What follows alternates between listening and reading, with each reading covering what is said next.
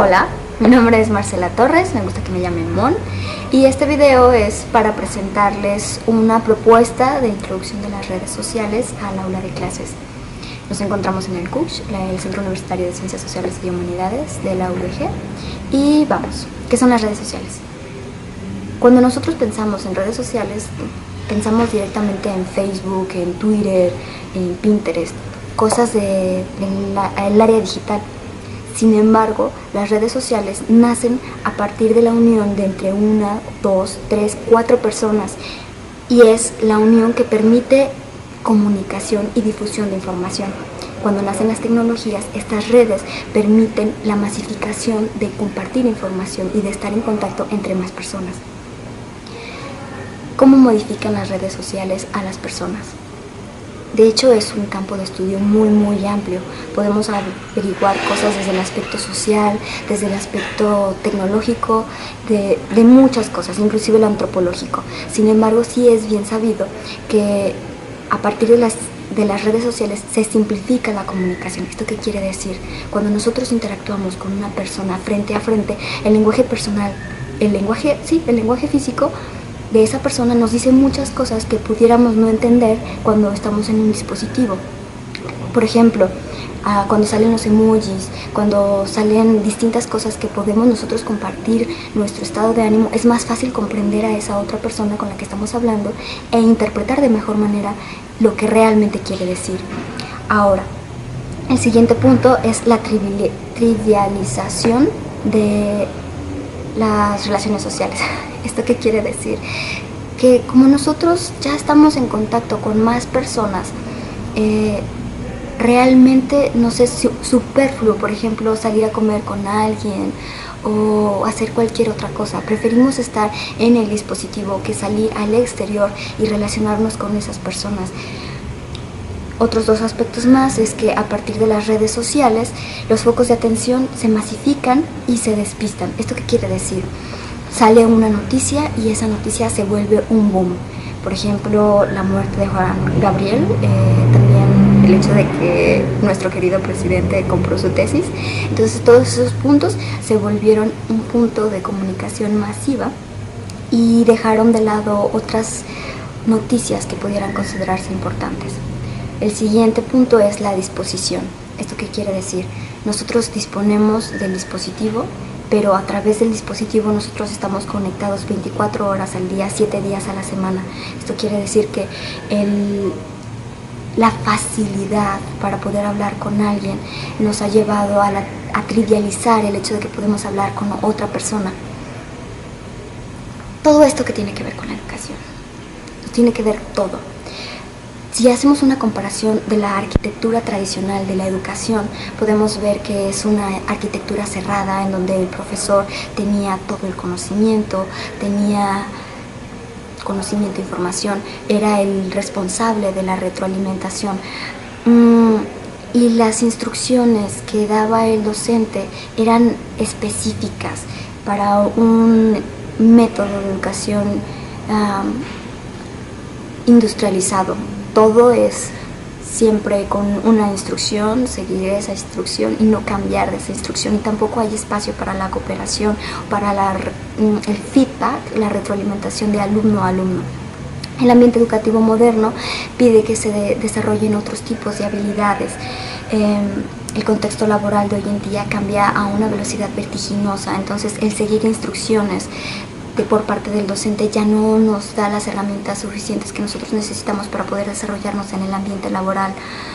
Los procesos que se desarrollan también en el ambiente laboral requieren de otras habilidades, de creatividad, de autonomía, planificación, comunicación, colaboración, y también el sistema educativo actual no permite que esas habilidades puedan desarrollarse. Sin embargo, en el contexto natural, en el contexto no formal e informal, estas habilidades se desarrollan a través de los espacios digitales.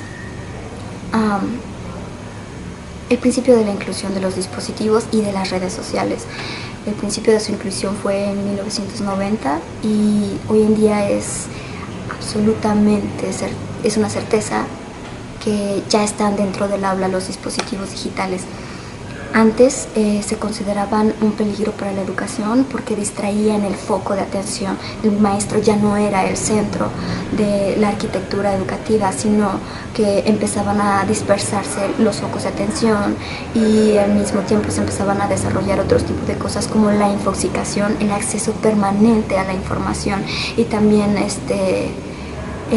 trampas, que los alumnos se mandaban mensajes entre ellos mismos para pasarse las respuestas o como método de comunicación aparte del docente. Hoy en día las aplicaciones y las redes sociales bien utilizadas potencializan los espacios educativos y el desarrollo de nuevas habilidades para los estudiantes. Si tomamos en cuenta las habilidades que se desarrollan en el MOOC de aprendizaje, Ecologías del Aprendizaje por la Universidad de Illinois en la plataforma de Coursera, podemos aprender 7, yo solamente les mencionaré 4. Aprendizaje ubicuo, que es que los dispositivos y las redes sociales permiten que los espacios educativos se amplifiquen, es decir, podemos tomar otras plataformas, otros tiempos para que los procesos educativos y de enseñanza se dupliquen. El siguiente es conocimiento activo. El conocimiento tradicional, la forma tradicional de adquirir el conocimiento es a partir de una instrucción, se realiza lo que esa instrucción dicta y a partir de esa instrucción el alumno es el responsable de conseguir su aprendizaje y su conocimiento. Sin embargo, el aprendizaje activo permite que a partir de una instrucción, que ya no es tienes que hacer esto de tal libro, de tal página, es simplemente tienes que hacer, conseguir este producto, ¿no? Les daré un ejemplo. Se pedía antes que a los alumnos que querían aprender sobre los volcanes leyeran el capítulo 7 que hablaba de los volcanes, pero hoy en día el alumno puede buscar la información por sí mismo, busca la información de los volcanes y arma un capítulo de un libro que publicaremos en un diario, en un periódico, algo en la red, ¿no? Entonces el alumno tiene que buscar la información, discernir la información, apoyar la información con distintas imágenes y dar su retroalimentación. Yo considero esto, es un aprendizaje activo. Ahora, la retroalimentación. Cuando tú formulas una pregunta en el método tradicional, esa pregunta tiene un proceso y una fecha de caducidad. Realmente muchos alumnos no podrán acceder a esa información porque no estuvieron atentos en ese momento o porque cuando se desarrolló esa pregunta, esa duda, no estaban más o menos en ese canal para recibir ese tipo de información. En los medios digitales es completamente distinto. Cada que pones una duda, una pregunta, esa duda va a permanecer ahí a menos de que alguien la pueda eliminar. Les daré un ejemplo. Facebook es utilizado por muchos MOOC en la plataforma de Coursera como el espacio de retroalimentación per se. ¿Esto qué quiere decir? Se forma un grupo en donde pasan todas las dudas, toda la información. Y si tú te agregas a ese grupo unas cuantas semanas después, meses o inclusive años, dependiendo de todo este tipo de la plataforma de Coursera, accedes a ese grupo, puedes buscar las dudas principales, responderlas antes de que incluso te las llegues a formular y construir tu conocimiento de una manera completamente distinta a la que se conocía tradicionalmente. Ahora, la inteligencia colaborativa. En el método tradicional todo era individual, el alumno tenía que hacerlo por sí mismo, tenía que resolver el examen por sí mismo, todo de manera individual. Sin embargo, el ser humano, su naturaleza es completamente social, colaborativa. ¿Por qué quitar eso del espacio educativo? Las redes, eso es lo que más permiten, la colaboración entre individuos, entre grandes cantidades de personas, masificación de la información, masificación de la colaboración. Bien guiado, este puede ser un proceso educativo invaluable. Ahora, las redes sociales más comunes. Hay un sinfín de redes sociales, un sinfín, y analizarlas todas y cada una sería inútil. Inútil porque probablemente para el momento de que a ustedes les llegue esta información, algunas de esas redes sociales ya no funcionarán de la misma manera. Sin embargo, lo que sí sabemos hoy en día es que la red social de mayor uso es Facebook. Después está Twitter y Pinterest y YouTube. También está Instagram. de estas redes sociales. En Facebook, como ya dije anteriormente, se utilizan los grupos en donde una gran cantidad de gente puede compartir distintos tipos de información, visuales, auditivas, textuales, hipertexto, que va a ayudar a modificar las habilidades metacognitivas del alumno. También está Twitter. En mi experiencia con Twitter, tiene un año si acaso que lo utilizo, es una fuente de información que podría considerarse hasta cierto punto como infoxicante, por el hecho de que terminas de leer una nota y ya tienes 70 notas más que leer. Entonces el hecho de tener una aplicación, una red social de ese tipo, requiere que alguien de conocimiento sepa cómo guiar al alumno a discernir no solamente cuál es la información buena de la que no lo es.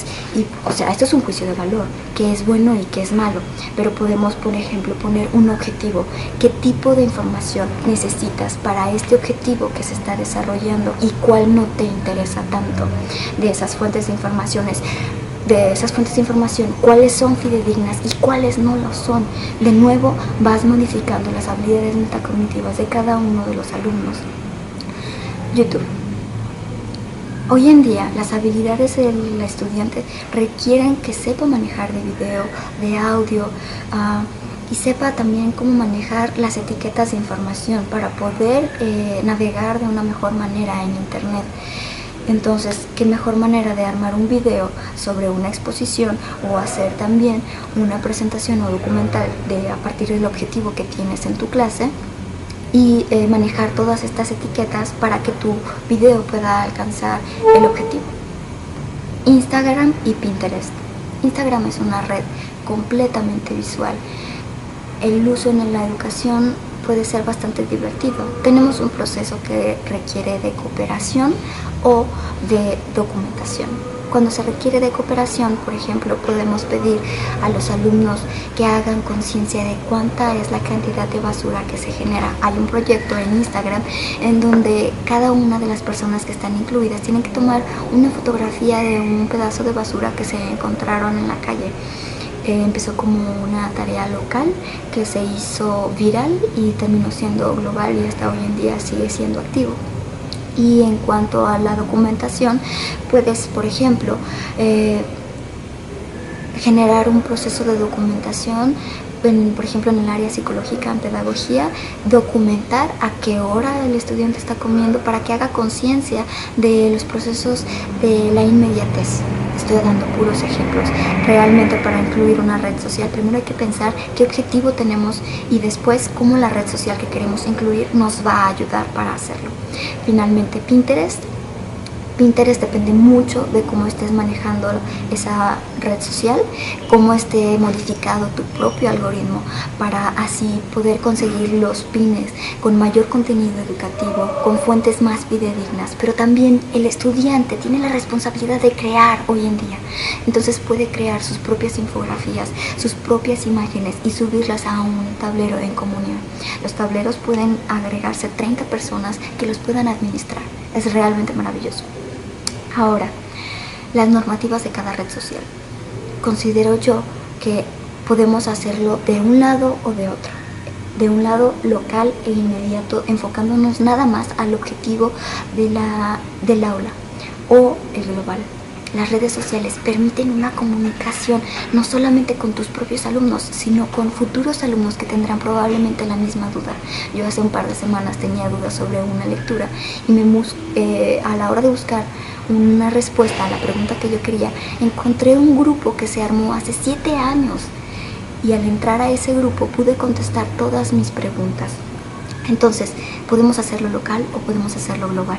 Si lo hacemos local, podemos simplemente poner las instrucciones de esa actividad como estaba en el espacio que yo encontré hace 7 años, o limitarnos a las características precisas de cada una de las aplicaciones y las redes sociales. A qué hora se publica más en Facebook, a qué hora se publica más en Pinterest, cuál es la hora de tráfico mayor en cada una de las redes sociales, para que así más público pueda ver nuestro contenido.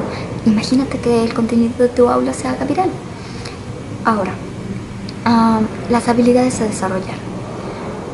Si nos vamos a los procesos de metacognición, tenemos primero conocer nosotros conocemos la información, los procesos y la realidad de una manera completamente distinta a como se desarrollaba hace 20, 30 años. Entonces, el hecho de que tengas o que puedas conocer la realidad desde una manera distinta, multimodal, te permite desarrollar habilidades metacognitivas nuevas. Después de conocer viene la planificación. Antes el profesor era el encargado de planificar por completo cada una de las tareas y aspectos que se iban a abordar en el aula, pero hoy en día el estudiante puede planificar su proceso de aprendizaje y además se necesita de la colaboración. Ya no es nada individual, necesitamos de alguien más para poder conseguir que nuestro objetivo no solamente se cumpla, sino que se llegue de una mejor manera. Ok, mi propuesta. Yo no puedo decir voy a utilizar Facebook o que Facebook se utilice de esta manera. Soy una pedagoga en formación y estoy muy consciente que los contextos son completamente distintos unos a otros. Entonces, lo primero que hay que hacer es conocer el contexto. Cuando tú tienes un grupo, sería interesante a partir de una encuesta, ya sea personal o en Google o en Monkey, cuáles son las aplicaciones, las redes sociales que conoces, cuáles son las que más utilizas, para qué las utilizas, cuánto tiempo pasas en ellas, y a partir de esa información compaginarlo con tu objetivo de aprendizaje. Yo quiero en este espacio lograr que los alumnos colaboren entre ellos, que compartan información entre ellos, que adquieran ciertas habilidades específicas de construcción de la información. Entonces, a partir de ese objetivo, de la actividad que tú quieras desarrollar, puedes incluir una o varias redes dependiendo de las habilidades que los mismos alumnos demostraron tener.